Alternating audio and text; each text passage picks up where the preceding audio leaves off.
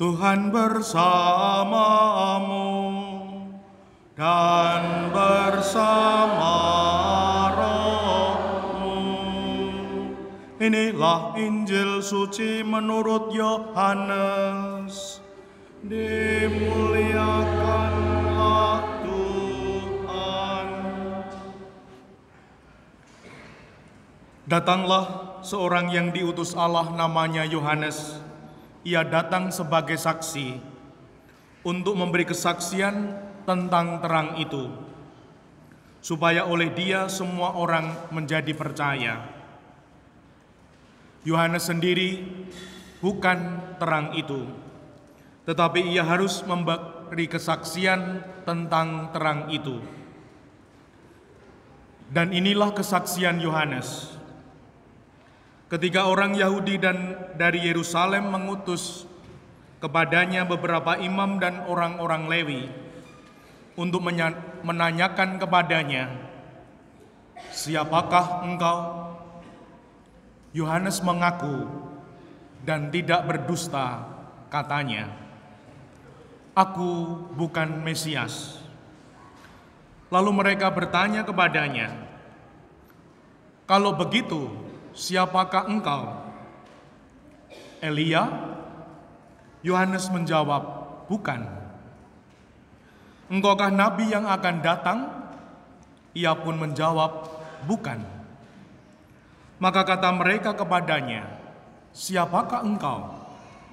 Sebab kami harus memberi jawab kepada mereka yang mengutus kami. Apa katamu tentang dirimu sendiri?"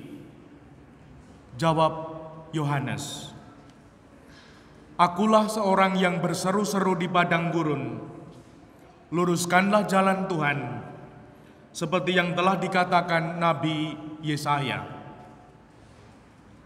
Di antara orang-orang yang diutus itu, ada beberapa orang Farisi. Mereka bertanya kepada Yohanes, "Mengapa engkau membaptis jika engkau bukan Mesias dan bukan Elia, dan bukan nabi yang akan datang?" Yohanes menjawab mereka, "Aku membaptis dengan air, tetapi di tengah-tengah kamu berdiri Dia yang tidak kamu kenal, yaitu Dia yang datang kemudian daripada aku. Membuka tali kasutnya pun aku tidak layak." Hal itu terjadi di Betania yang di seberang sungai Yordan, di mana Yohanes membaptis orang. Demikianlah sabda Tuhan. Terpujilah Kristus.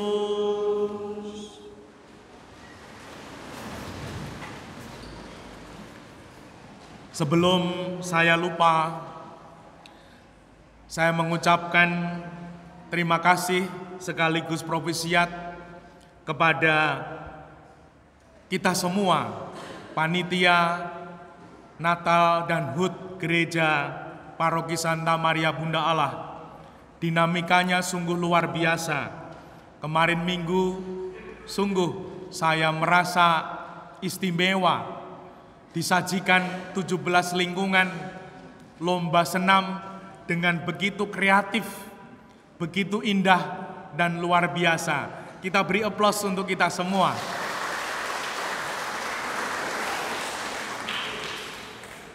Ibu bapak, saudara saya yang terkasih, semoga gereja kita semakin mampu berkarya bersama Bunda Maria, sehingga hidup gereja ini, kehadiran gereja ini semakin bermakna. Amin. Puji Tuhan. Yang pertama, melalui Injil Suci di Minggu Advent ketiga ini, Minggu Gaudete, kita dibimbing Tuhan melalui Yohanes.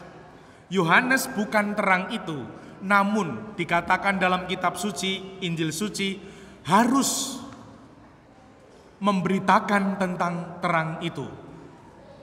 Ini menjadi ajakan, dorongan untuk kita orang Katolik.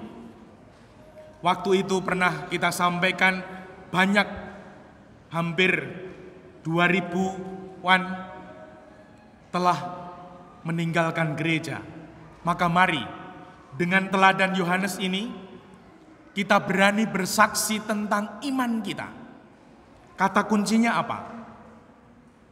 Kalimat sederhana, berani omong tentang Yesus. Berani omong tentang Yesus dalam keluargaku, dalam lingkungan pekerjaanku, dalam lingkunganku, dalam setiap perjumpaan. Amin?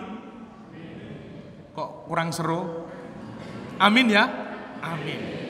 Berani omong tentang Yesus. Yang kedua, tema novena kita, Santa Maria, tahta kebijaksanaan. Ini gelar kuno. Kalau patung Pieta itu Bunda Maria membopong Yesus yang wafat. Kalau Santa Maria tahta kebijaksanaan, dia duduk di kursi tahta lalu membopong Yesus yang adalah anaknya, Yesus kecil. Semoga kita juga berani membawa Yesus dalam hidup kita, sehingga kita bisa bijaksana. Karena sebagai manusia kita lemah. Semoga dengan membawa Yesus kita bisa bijaksana.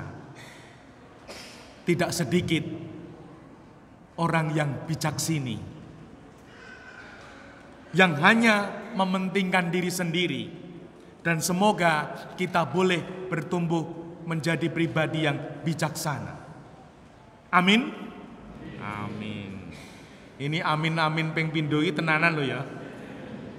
Yang ketiga, minggu ini adalah Minggu Gaudete, lilin ketiga Advent, lilin pink. Kalau kita menyebut namanya adalah Shepherd Candle, lilin para gembala yang bersuka cita melihat para malaikat. Lilin pertama, lilin kedua, ketiga, dan keempat nanti adalah Angel Candle. 4 lilin menyala. Di belahan dunia, kalau di Jepang itu punya tradisi Natal, makan ayam bareng-bareng. Kalau di Denmark itu menari bersama menyanyikan lagu Natal. Di Norwegia membuat biskuit jahe. Di Irlandia lilin di malam Natal. Di Portugal, Brasil misa tengah malam. Di Ukraina parade Natal. Di MBA tradisi Natalnya apa? Akan kita mulai tahun ini dan tahun-tahun berikutnya, yaitu Family Christmas Candle. Seperti ini. Di sana ada 4 lilin yang dihias. Saya minta bantuan Mbak Dian. Family Christmas Candle.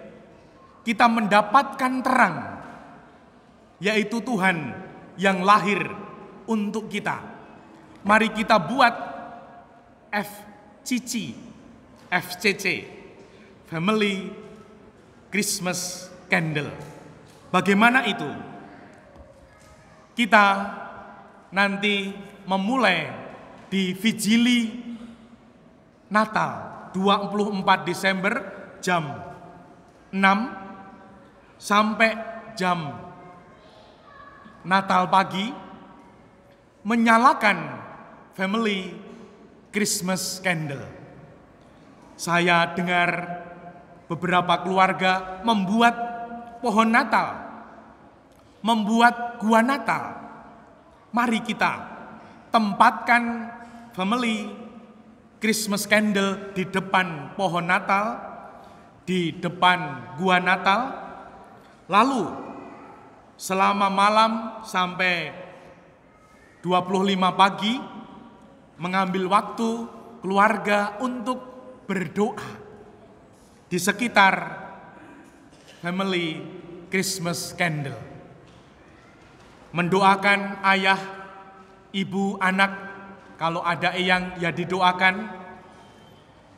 Dan semoga mampu menjadi terang seperti tema besar Natal, keluarga Katolik, pembawa damai, pembawa terang. Amin. Amin. Besok tahun depan kita lombakan. Tahun ini kita memulai secara khusus di keluarga family Christmas candle. Dan semoga dengan itu semua akan menjadi terang untuk keluarga. Secara khusus diberi kesempatan lilin ini family Christmas candle akan diberi kesempatan untuk diberkati besok Sabtu Minggu keempat Advent. Silahkan keluarga-keluarga membawa family Christmas candle-nya, ditempatkan di tempat yang telah disediakan, dan nanti kita berkati, lalu dibawa pulang untuk dijadikan terang Natal keluarga. Secara khusus Minggu Advent dirayakan 2 kali Minggu Advent keempat besok. Sabtu jam seperti ini 5:30 dan pagi jam 6:30. Yang jam 9 ditiadakan. Mengapa? Karena Minggu malam jam 5 dan jam 9 malam sudah merayakan malam Natal.